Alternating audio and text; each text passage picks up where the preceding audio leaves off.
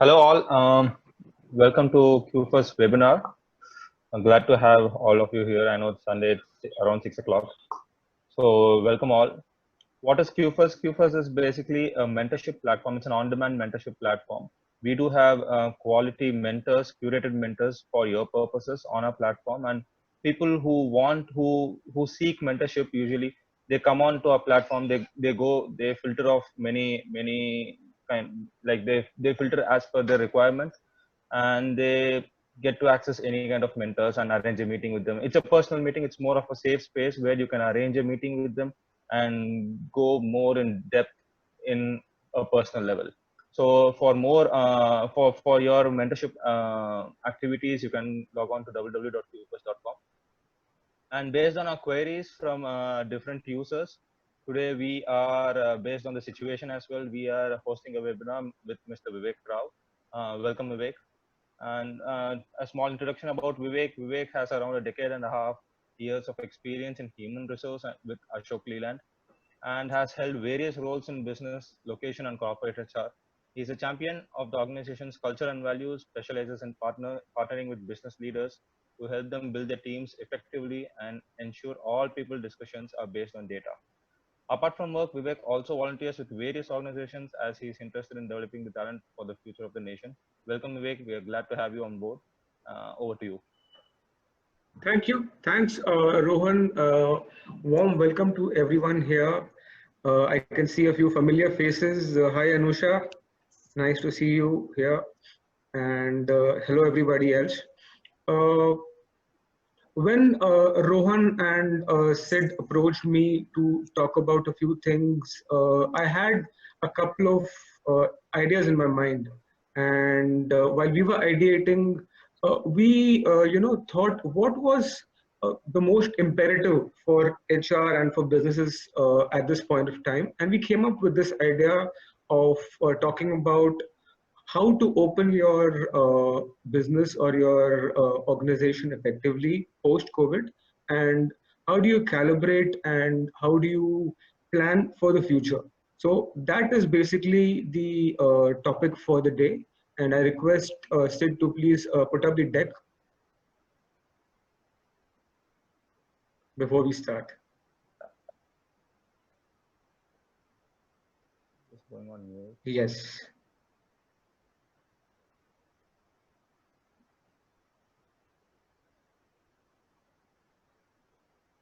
So this is basically the topic of the day, restarting your business post COVID-19. Sid, can you please go to full screen?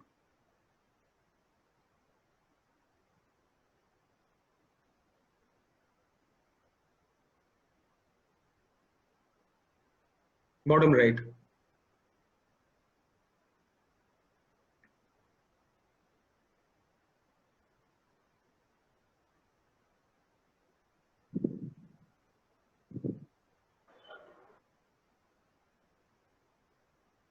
Yes, we are on.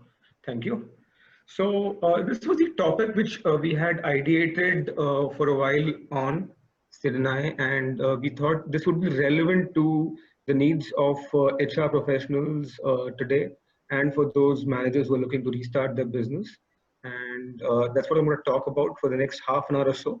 Welcome, my name is Vivek. I work with an organization called Ashok Leyland, which is India's second largest manufacturer of commercial vehicles. And I am in the HR function. I've been here for more than a decade or so, and have had experience in various aspects of HR, from handling HR for R&D teams, handling HR for businesses, for looking after corporate HR functions, etc. And the next few slides will talk to you from my point of view and from my experiences. Right, moving on. Yes. So we start every conversation with a thought, and the thought for the day comes from this gentleman called Winston Churchill. Never let a good crisis go to waste. Right. So he said this years ago during the Second World War. And the context here is that the Second World War was a crisis which led to probably breakthrough innovations, right? In technology, in organizations, in the way we look at things, in the way we work, right? Typical examples are advances in, say, aviation or advances in shipping originally came from the Second World War, right? Or the advances in the way we do business. I'm sure every MBA would recall, things like organization theory, which was developed during the Second World War. So these were, a crisis is a point of time wherein people actually hasten innovation. And right now, we find ourselves in the midst of a huge pandemic, a huge global crisis.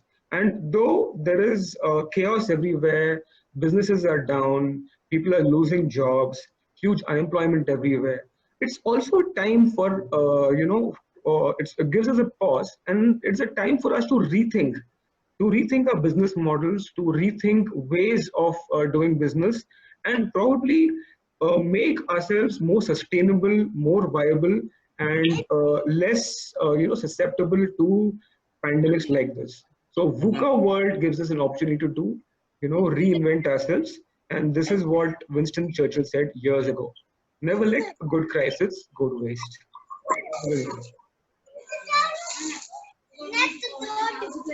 Can everyone please mute themselves? Can everyone Yeah, please mute themselves, please? Thank you. I can still hear that, but I'll continue. So the themes for today are the following, right? Restarting your business operations with safety, maintaining business continuity and ensuring revenue, etc. in these times. What to do when incidents happen, incident management. Rohan, I'd request if you could mute everybody since you are, yes, thank you. So I was coming to incident management. So what to do when incidents happen, and how do you prepare yourselves for that? And finally, and most importantly, the new normal. So what is the new normal for HR and for businesses? These are a few themes I'll be touching upon. And before I begin, I would have a request. Please feel free to make this an interactive conversation, right? We've all had death by webinars in the past couple of months. I myself have attended over 50 webinars so far, have participated in many, have had the opportunity to be panelists. And one thing I note is that if it is not a conversation, the interest wanes quickly. So I request people to pour in your questions. Chat windows are open. I'm sure Rohan and Sid would be curating those questions, and we'll take that up as they come. And even in the middle of this, I can take questions if needed, right? So let the dialogue flow today. So moving on, let's move to the next topic quickly. Let's begin. Yes, thank you, Sid. So we're talking now. We are living right now in the middle of Unlock 1.0, particularly in India, right? So we have seen various phases of lockdown, from lockdown 1.0, 1.2.0, 3.0, 4.0, 5.0, wherein the government made several restrictions. The government also tried to evolve its lockdown strategy. And slowly we discover that though lockdown has happened, cases have not really slowed down, right? It's on the rise even as we speak today. And for the correct reasons, the government has decided to restart the economy with Unlock 1.2, right? Many states have already opened up. The state in which I currently reside in, Tamil Nadu, is going to open from tomorrow officially, right? And we've had several levels of unlock. So the question arises, on one hand, you have the government asking you to unlock, your business leaders asking you to unlock. But on the other hand, you deal with ambiguity, you deal with issues of safety, health, and wellness. So how do you do that? How do we balance? So these are a few ideas I want to discuss today with you. So when you begin your restart operations, The first and foremost idea is, or the thought I have to share with you is to restart with multi levels of controls, right? So what do I mean by that? Every business, every organization has various levels of complexity, right? A manufacturing plant has a different degree of complexity compared. Hello? Yeah, you're audible way. Yes, yes. Yeah, So yeah, I understood. I'll come closer to the screen. So a manufacturing organization has a different degree of complexity compared to a sales organization, an FMCG organization, right? That has a degree of complexity which is different to an IT organization. So when you create your restart SOPs, please look into the degree of complexities there. And when you design your manuals for restart, look at multi levels of controls. So what do I mean by that? So I have three statements here: substitution controls, engineering controls, and business controls. So what I'm talking about is ways and means of preventing infection here, right? Typical business or administrative controls are, using PPE methods, stopping people at the gate with temperature checks, making isolation rooms in your plants, etc., right? Creating social distancing at work. So these have a lot of significance in many areas, especially in manufacturing organizations, and you should always look at that, right?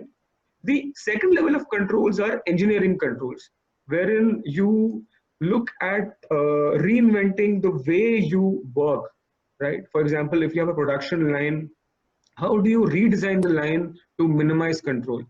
Or if you have a vehicle dealership, how do you redesign your process to ensure that people don't come into contact with infection? So these are basically engineering controls, and there are ways and means of doing that. So typical things are having, if you see, for example, contactless delivery or your incoming materials, right? Having created fumigation rooms where materials are fumigated, people are fumigated before they enter a plant, right? So these are one degree of control. Finally, and most importantly, I'd say, are substitution controls. So what are these? So this is the most interesting and the most favored way of control which we have discovered, or rediscovered during this lockdown, which is work from home. So you basically remove the workplace and take it to an employee's house, right? So you connect remotely, and you made the possibility of coming in contact with infection zero, right? So these are some levels of controls that you can employ at your business to ensure the risk of infection being minimized. However, all of these come with an impact, right? So there's an economic impact and a health impact. Each of these will have varying degrees of impact, and before you deploy them, you just study and try to make a plan on what is the economic versus the health impact of putting up, these controls in your organizations. So when I mean by that, if for example you are doing an engineering control method and you are redeploying your business process, try to look at what would be the economic impact, what would be the cost and the benefit out which will arise from that, right?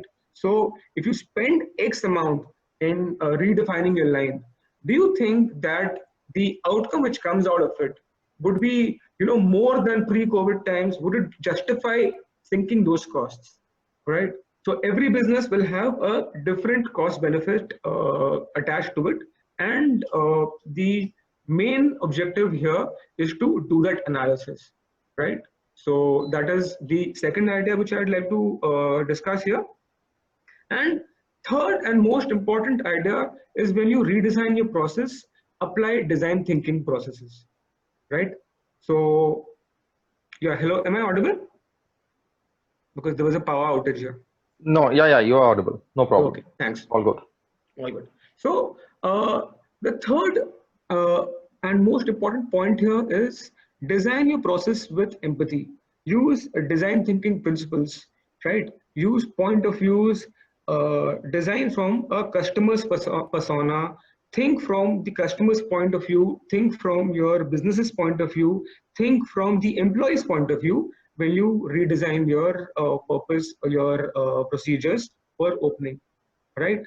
So there are many methods for design thinking, that most typical being the IDEO process, wherein you think from the customer's point of view, you ideate, and then you do a small prototype, and then you implement, right? So employee principles of design thinking, definitely test out these processes. Do not start everything.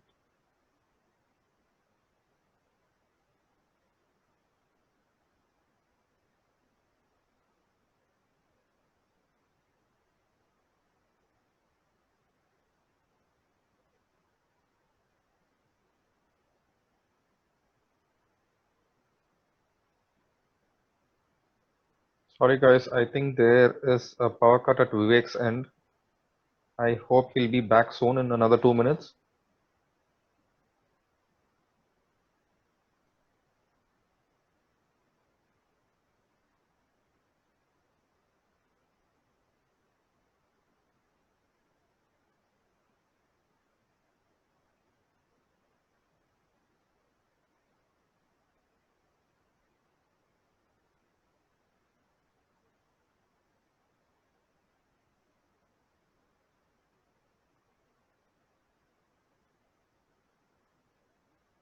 Vivek, can you hear us?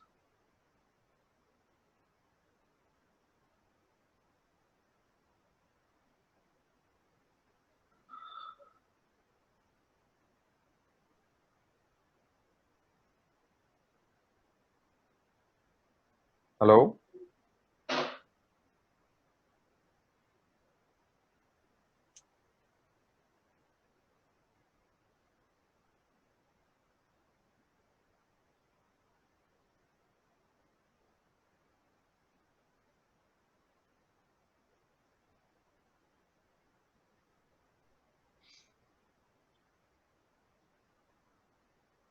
Uh, Vivek, can you hear me?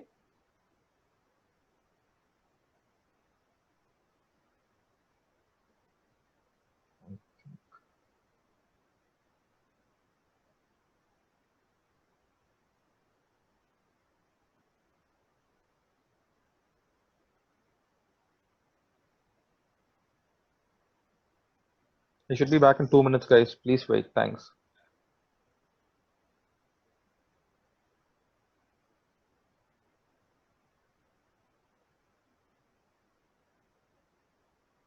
Sorry for the inconvenience.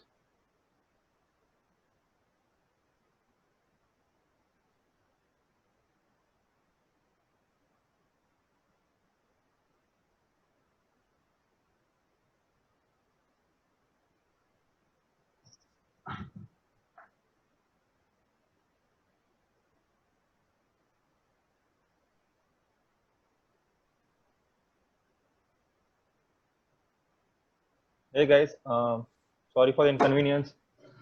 He will be back in a couple of minutes. Meanwhile, if you want to engage in any kind of conversation, I would like to know about your industries and where you guys working in, which industries are you from?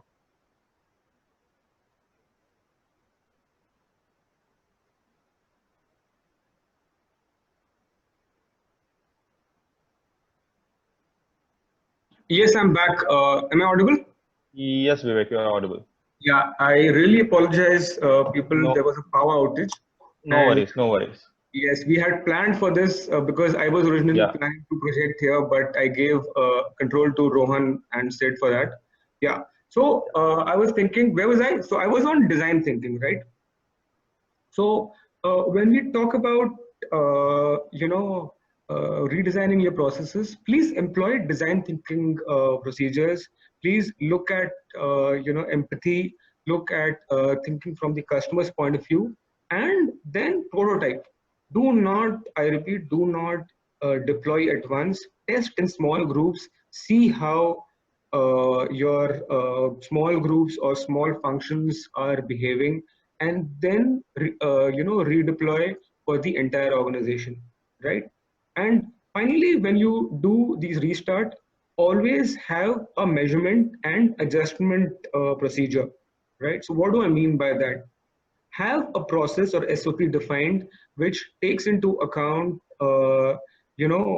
maybe a weekly or a fortnightly reporting structure, wherein you look at the effectiveness and efficiency of these processes on say a weekly basis.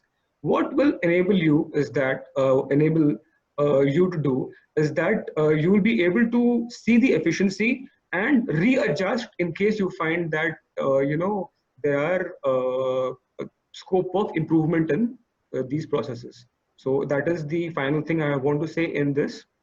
And typical ways of doing that here is creating an emergency response team, make it a multifunctional, multi-locational, involve everybody from HR, from finance, from marketing, from the plant operations, bring in ideas, bring in cross-functional teams, and let everybody speak from their point of view and create SOPs like that. Once you have your SOPs, please do a round of communication and training, because you're basically changing the way you work. So ensure that posters are put up everywhere, you do campaigns on internal social media, you send out SMS blasts, WhatsApp blasts, ensure that employees are aware of what's happening, right? And then when they come to work, ensure that they follow proper hygiene processes through training. So before restart, please ensure that employees are trained and have them recertified at intervals, right? So that is another thing. And finally, when you find employees coming in, please understand that this point in time is a VUCA time. Your focus should be on well-being, for the physical well-being of the employee, to ensure that he is not in harm's way. Mental well-being, because currently everybody is under stress. Managers are at stress, employees are under stress. Ensure that you have a helpline available. Ensure that you have counselors available. If you don't have in-house counselors, ensure that you take services of counselors to ensure that employees' mental well-being is captured, and financial well-being. Right. So the COVID pause has actually put a strain on all of our finances, and very definitely on your employees. So keep a check on that. Ensure that your employees have finances. Many companies have gone in for a lot of pay cuts, etc. But ensure that you have options of giving them advances and interest-free loans. Ensure that you coach them on how to keep their expenses low during these times, so that their financial wellness is taken care of, right? So these are the things I want to talk about in restarting operations. Can you move on, Sid, please? Next slide.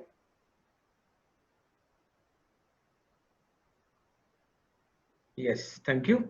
And while restarting, the foremost important is maintaining business continuity, because you win at the workplace only if you win at the marketplace, right?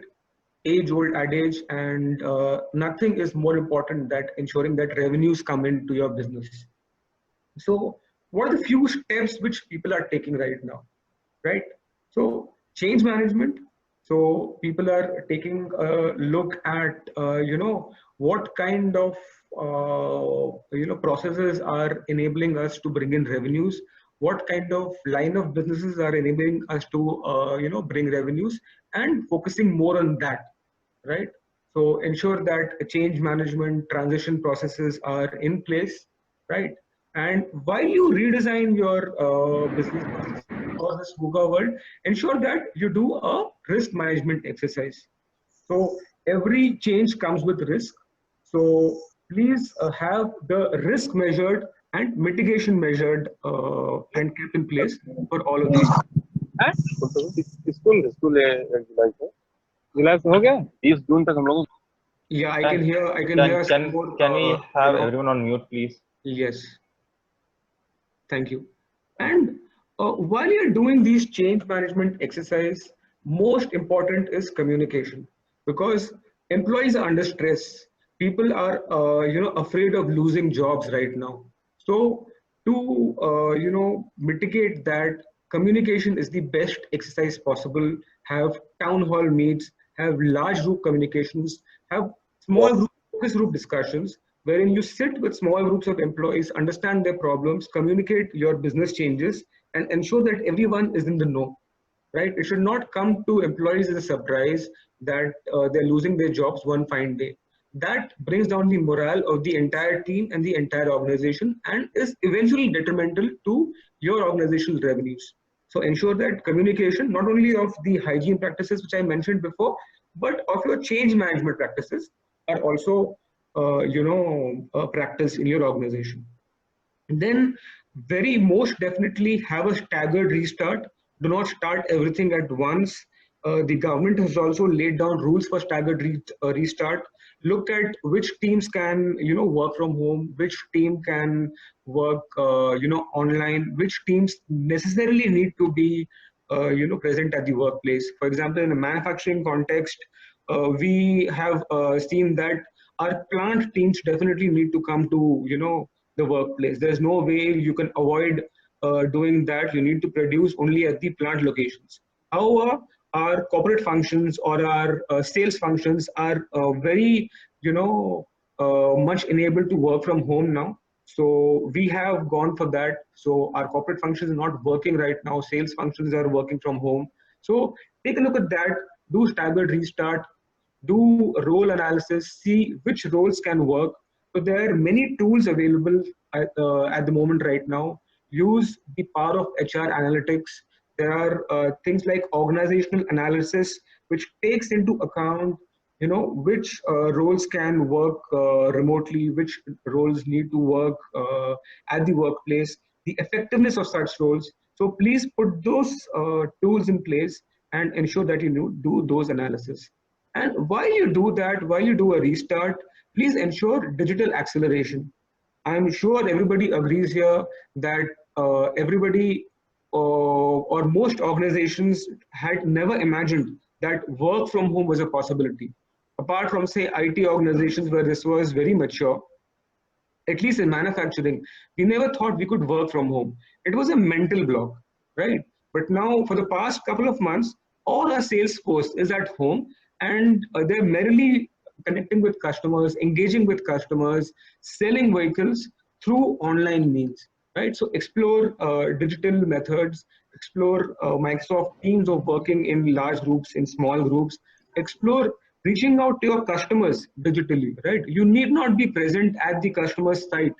It is not safe at this point of time also, and it will also lead to a lot of cost, right? So this is an opportunity to see how to reduce your overheads, right? Sales teams can definitely work from home and reach out to customers remotely, right? So managing costs is one way which organizations are looking at, in these times. And also importantly, managing costs for the short-term period, because revenues are not flowing in at the pace at which they're expected to flow. Last couple of months, the entire economy is down. So what measures will you do to mitigate that risk, right? What are the belt tightening exercises you can take in your organizations? It is what you should definitely, look at. Moving on. Let's go to the next slide, please. Right. So now we come to a very, important and oft neglected point of what do we do when there are incidents. So everybody has made their SOPs. Everybody is now ready to start their factories, rejoin the workplace. But what happens when there are incidents? What happens when there are emergencies? I'm not an expert here, but what we have done in our organization is carry out a risk management exercise. So we have evaluated certain risks and we have come up with an SOP. These SOPs would be different for different kinds of workplaces. It would be different for a factory, different for say ITES organization, right? Or different for a Salesforce-led organization. So do that kind of risk management exercise and see how do you ensure or how do you follow government guidelines when an incident happens. So typically, if you have, say, temperature monitoring in place and an employee walks in the morning with a high temperature, so how do you deal with that? How do you, create isolation rooms when such cases can be kept away from the rest of the workforce and immediately ensure that the nearest health center is identified. You safely transport that employee in an ambulance to the nearest testing center or the hospital and ensure that the employee is taken care of, right? So please employ empathy and care in dealing with such cases, because the one thing which you don't want at this point of time is to create panic. Even if there are cases, and there will be cases, right? Cases are growing steadily in India, and every week brings in new cases. So it's a reality we have to accept, and we have to find out ways of mitigating that risk. But at the same point of time, ensure that you display empathy, because that is the most powerful statement which you can show as an organization. Be a caring organization, give employees that mental, freedom that this, if God forbid something happens to me, the organization will take care of me, right?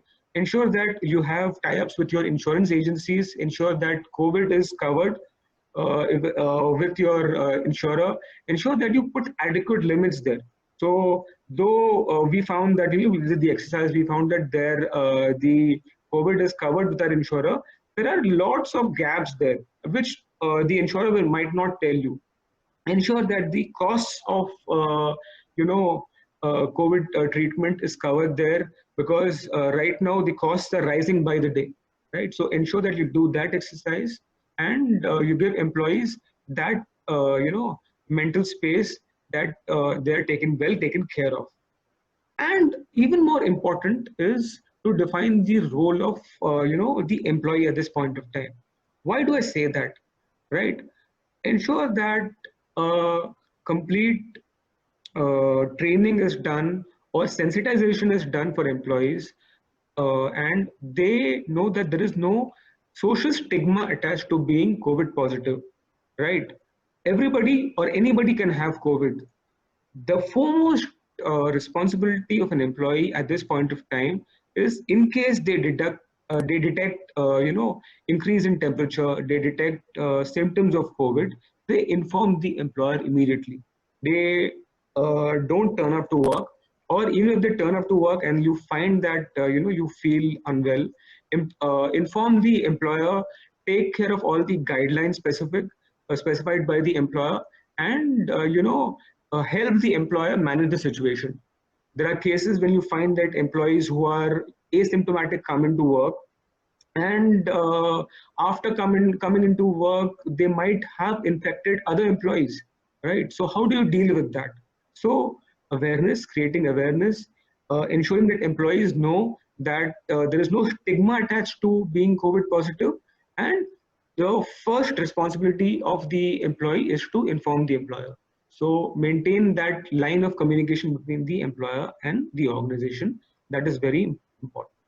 Moving on, let's go to the next thought which we have for today. So having defined your restart process, having ensured business continuity, and having taken care of the risk management, what more can you do as an HR or as a business, right? So what I feel is that this situation is not going to go away in a hurry, right? A new normal has to be defined for HR and for business. And this is what I'm going to talk about in the next few minutes. Next slide, please. Right. So we live in a VUCA world, right? people have spoken about a lot of, VUCA preparedness in businesses, in our processes. So one thing which COVID has taught many is that you need to rethink your business models to uh, take into account, sustainability, and take into account that flexibility of dealing with such uncertainties. So what happens? What happens when your business model rethink? You do. For example, take the typical example of delivery services. So Swiggy and Zomato were delivering restaurant orders, and in this situation, when restaurants were closed for a couple of months, what could they do? Immediately some think tank and these delivery model companies thought of, why can't we help people buy groceries or deliver groceries? So they entered that area, right? So think of adjacencies, think of ways of yeah, exactly, Vaishali. They started contactless delivery as well. So they went in for adjacent delivery models. They went in for creating new lines of businesses. So keep that aspect always in mind. Think of business models which can, be, I'll say, COVID proof or pandemic proof for the future. So have those models prepared for your organization. Do organizational redesign exercise. Have all your teams coming together, do a brainstorming, and come up with new models which are sustainable. So that is from the business point of view. From the so when you change your models, the foremost thing is to ensure, for the HR professional, is to ensure that you handle your talent well. So right from getting your talent into the company, take a look at your talent management processes. How future proof are they, right? How prepared are you for the future, for the future war of talent? Because very soon what we find is that it is going to be a talent market, right? The talent has power to change businesses, and companies will be fighting for very few resources in terms of talent, right? Even now you find people with multiple offers, even in times of COVID, right? So how do you plan for that? How do you plan for ensuring that your talent management processes are future proof? So do change your processes, move towards agile HR, right? Move towards HR transformation. Look at from being administrative or tactical in nature to being strategic in nature, right? So that is the evolving role of HR I wanted to talk about. Be a champion of change, be a change evangelist. HR has finally found a seat at the table. I wouldn't say HR doesn't have a seat at the table right now, but HR should always now be a proponent of change. HR should lead business change at this point of time. HR should talk to various functions, tell them about the possibilities of changing, look at changing your business models, and lead this business model rethink. So that is an opportunity for us at this point of time as HR professionals, and we should take a look at that, and we should equip ourselves to do that. So how do we do that? We should gain more skills in organizational redesign. We should look at providing insights to businesses with analytics, right? So gaining skills in the areas of predictive analytics, for example, is one thing I can think of. So how HR can actually look at various stages of talent management, and using the power of analytics predict what is going to happen in the future for that process, is how you can add value here, right? So be an evangelist for change, and ensure that you are relevant and future focused in your organization. So that is the changing role of HR. And for all HR professionals who have joined me today, I leave you with few thoughts in your mind. Please look at how you can add more value to the business, how you can increase your worth to the business by improving revenues, by improving business processes. Involve yourself in the business, involve yourself in, creating value for your organization. So that is all I have to say at this point of time. I see a lot of questions here in the chat windows, so I'd be free to take that. And in case you have more questions to ask me, please feel free to ask me. Right? So let's. We actually do have a few questions from the survey which we conducted too. Correct. I think you can take up the questions from, do you want to take up the questions from the chat window first, or do you want to answer the questions which we have? So either way, it's up to you. You're the host. Tell me. Okay, so I'll start with the questions which we got before in the survey, during the survey. So the first one is from Nivedita Sudhakar. How's the economy going to react for the situation, current situation? Right. So the economy is always, one factor which is very difficult to predict, right? Even the government cannot predict how the economy is going to react, and you can already see the signs of a recession. And from what industry experts say, you don't really, see the economy coming out of the recession for at least the next couple of quarters. However, this also gives us a time or a chance to rethink our business models, like I've already told in my talk, right? So we should not be disheartened by the recession and look at a chance to improve ourselves. Next question, please. So, 1 minute. The next question is by Manjushri GM.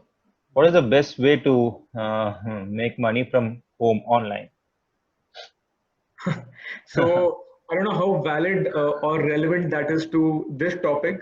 Yeah. And I hope that she was referring to ways of Freelancing, maybe. businesses making money, right? So let's look at that. I think work from home models are obviously most relevant here, and many businesses have turned to creating online business models. And Right. examples being people moving to changing their models from like changing the delivery models to look at groceries. So adjacencies, exploring that and looking to move to online business models. Yeah, we feel like the freelance thing would work a lot now, because freelance for mostly digital, for example, anyone involved in digital content marketing, anyone freelance would be a great option now, because work from home is the new norm. Yeah. That is of course from the personal point of view. Yeah. I agree. Yeah. The next question is from Vaibhav Chaudhary. Have lockdown changed the working culture, like work from home, and is it going to be implemented for a longer period of time? Like, Yes. is it going to end sometime soon, or this will be the new norm going forward, even after the present situation completes? Correct. So this is exactly what I spoke about. And we have found that the ways of work has changed, right? We have gone digital. So typically in a manufacturing organization like Ashok Leyland, you could never imagine working from home. Right now, 60% of our company is sitting at home, and I'll say delivering 120% output, right? So people say it's death by webinar, or death by online work, because you don't even have the opportunity to take breaks here. You can't step out of your house, go for a smoke, or a walk around the building, or have a chat with your friends, right? Because everybody's working online from 9 a.m. in the night to 9 p.m. at night. So definitely the load of work has increased during the lockdown, and I'd say productivity definitely for us has increased, right? Yeah. What we need to do is take a look at work culture, how sustainable that is, right? Can employees sustain that for a longer period of time? How will that affect your physical or mental well-being? So organizations are looking at that, even, and so are we, and have workarounds, create avenues for employees to let out their steam, have processes in place where you do regular check-ins with employees on their mental and physical well-being, so on and so forth. But definitely I feel work culture will change, and work from home is here to stay for a long time. True. I personally feel that work from home has increased productivity, and it's basically we don't feel the difference between weekdays and weekends anymore. Like Correct. it's Absolutely. no more working from 9 to 5. Like people are calling us anytime as they want to, and it's taking a toll on people's mental health as well. Absolutely. Okay, let's move on to the next question. Mm-hmm. What can you do when customers are facing financial hardships beyond the lockdown? Correct. So, like I've spoken before, the economy is seeing an unprecedented downturn, Hmm. and even customers, and there's no money in the market, right? So, how will you do Yeah, your business if your customers themselves don't have money, true. right? So, here, I think it is more from the macroeconomic point of view that the government steps in and ensures there's more liquidity in the market. The government ensures that business doesn't suffer. Government ensures there are more channels of funding in place, right? So these are some norms which are business specific, and it has more to do with macroeconomics, not as an individual employer, right? What you can do and what I have spoken about is ensuring financial wellness for your employees, right? Right, So right. at this point of time, everybody's under stress. Ensure that people don't overspend, people plan for the future, people take care of their finances, and ensure that they have a better financial wealth. Great, great. The next question is from Anusha. So, Mhm. is work from home still a distant reality for manufacturing industry? Very good question, Anusha, and I expected that from an manufacturing HR. She is a colleague of mine. And why can we not think, say, 5 years in the future and think about Industry 4.0, where we have a factory full of robots, right? Hmm. How would that scenario play out now? Maybe not at the current point of time where you have a factory full of people, okay, but the factory of the future, and I'm talking about factories in China, even at this point of time, manufacturing electronics on a huge scale, where you have a kilometer long workplace or kilometer long shed without even a single person, running entirely on robots. So that day is not very far, I feel. And in those cases, definitely you can work from home, Anusha. And but I'll also extrapolate that question and say, what would be the role of HR then, right? So the role of HR increases even more, because then you'll have to maintain your connect with your employees who are remote even more, right? Hmm. Ensure that you leave no one behind. Ensure you have personalized employee journeys. Ensure that you create employee experiences which are, really impactful, because you are not present with them face to face. Right? So think from those point of views, Yeah. and definitely I believe that work from home is a reality, and not very soon, even in our industry, in automobile manufacturing, it would be a way of life. Just to stress on that point, you just said about robots taking over manufacturing industry, and how this is a personal question for myself. So, how Yeah, would that impact like human intervention, and there will be a lot of job losses if robots are taking over human jobs, and exactly, that's going to be exactly, a huge exactly. implication for us as well. Exactly. So there are certain things which can be done by machines. There are certain things which can still not be done by machines, and even in the foreseeable future. So Hmm. employees have to reskill themselves. What we have also, planned or I've seen in many manufacturing and automobile companies, is that we reskill ourselves for the future.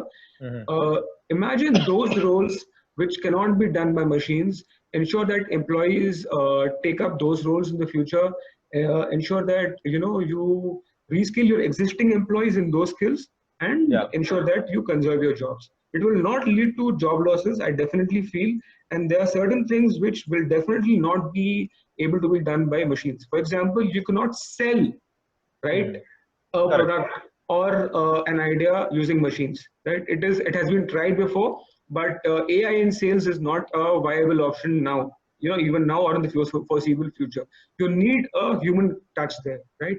Right. So there are avenues where people will be required. There are avenues, places where you will move on to having an automated workforce. Great. There's another question in the chat window. Hmm. It's from Aravind. So, will the companies resort to online recruitment process like online interviews going forward for campus placements and other things?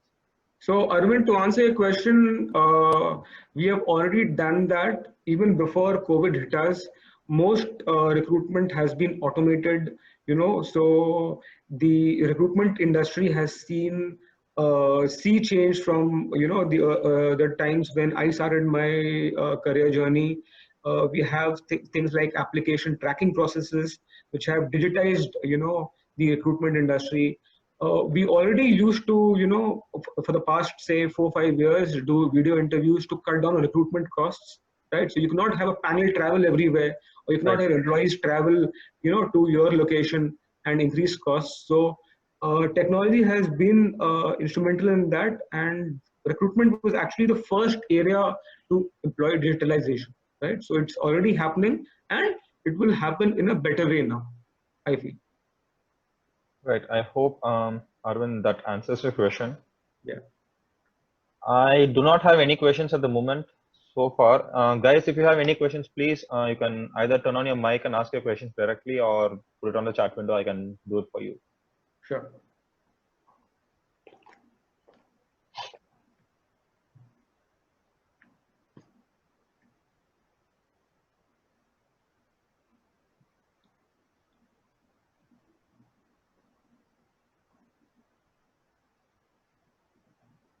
Okay. I think we'll conclude it, Mr. Vivek. Definitely. Yeah. So on a mentorship point of view, I just want to conclude it with a note from you. Like, since you are a mentor on Qfuss, so people can access you through our website. They can arrange a personal meeting with you through our website, www.qfuss.com. Do you want to share some light on that? Like, how can people access you? Because there are a couple of questions how to have a personal session with you. Yeah, you're most welcome to, approach me through the website. And it's a very good initiative Rohan and Sid have taken. Qfuss is a very strong platform. And I have not come across as a similar initiative in India at this point of time. So I would request anybody who requires mentoring in the area of HR, in the area of people management, in the area of innovation, in the area of business process realignment, to reach out to me through the website. I'll be more than happy to help you out there. Thank you so much, Vivek. Just completing with a good question. That's a good question that just came up. Will the notice period for companies change based on lockdown situation? See, I think it will not change, because work from home has ensured that employees are as productive as ever. So Right. if you're working as before or even more than before, and your output is the same, why would your notice period change, right? So that is one point of view. And the second point of view here is that employers are generally paying salaries, right? It's not like, Right. you're in a contract with your employer, and he is, by contract required to pay you salary. As an employee, you would be required to serve your notice period. So that would be my take on that. Thank you so much, Vivek. Thank you so much, people, for attending the webinar with Mr. Vivek. As he said, any questions or any personal sessions that you want to arrange with him, please access www.qfuss.com. I hope you guys enjoyed the evening session. And now there is a free offer going on qfuss.com. You can subscribe now for free for 30 days and still get access to free mentorship sessions. Thank you so much, Vivek. Glad to have you on board. Thank you. Pleasure is all mine. Have a good evening, everybody. Have a good evening. Bye-bye. Bye.